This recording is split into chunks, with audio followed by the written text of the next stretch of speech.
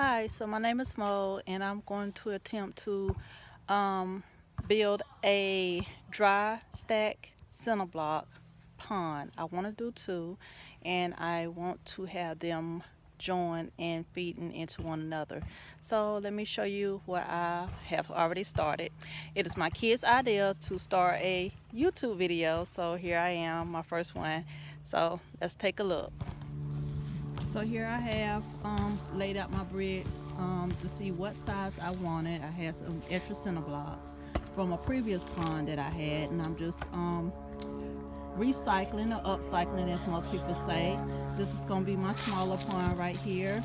It's going to be probably like a 6 by 6 or something. This is going to be my larger pond. It's going to be an 8 by 10, and the larger pond is on a slope, a small incline, so I have everything set up so I can get an idea of how I wanted things. And now I am going to go back and level the bricks, the first layer of cinder blocks. What I actually am doing is digging some of the ground out with the grass, and I am measuring. I have my level, which once I get everything down, I take it and measure it, make sure everything is level, and I keep going, and I dig up a little bit more till I get everything worked around. So let's see how this go, and I get back with you once I get everything leveled out. Hey guys, we're back with the pond. Number one, I have the cinder blocks leveled out.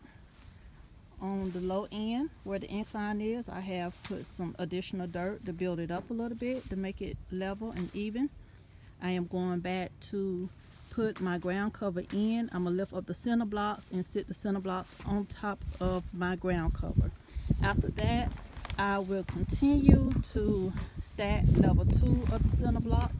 This is a drywall stack cinder block pond that I'm making. I'm using all materials that I have around the house. There may be a couple of things that you may have to buy at your local hardware store, but for right now, I think I have everything, and we're gonna see how this thing turn out.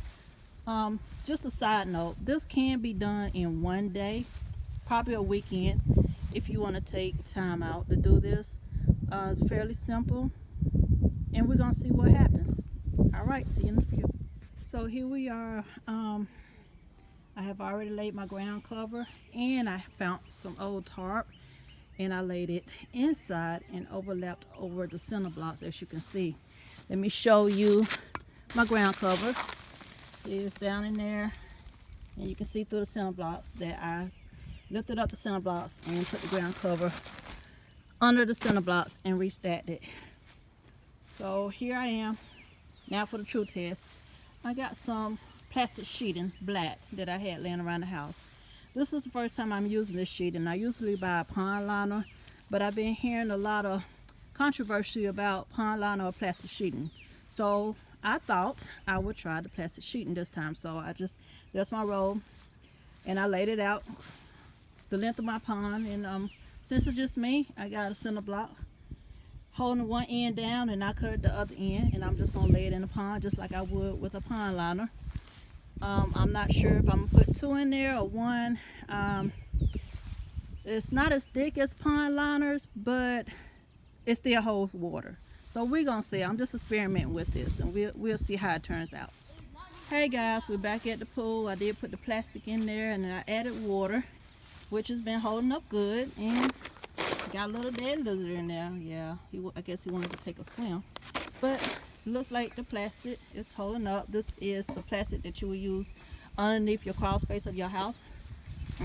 They come in different sizes, so you can find the size of your pool. And while I was filling up the pond with water, I started working on the mini pond.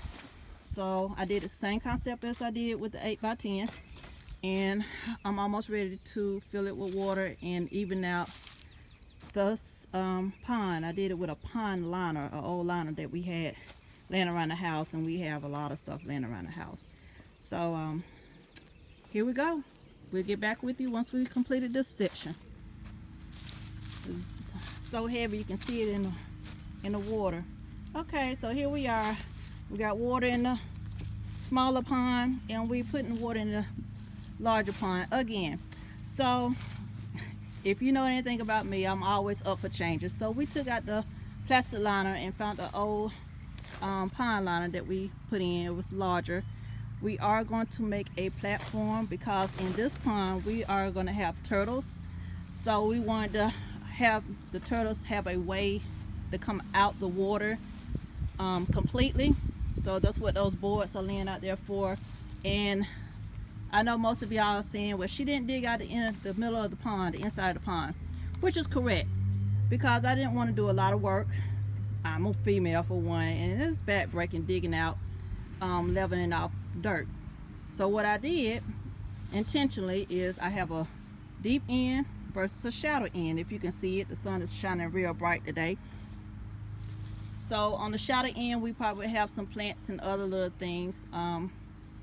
Also, as you can see, you see a half of a porch there, and that's where our filter, gravity-fed filter, will be sitting and feeding and circulating both ponds. All right, and you see one of my little helpers in the background over there. He's sanding down our boards for the border of the pond.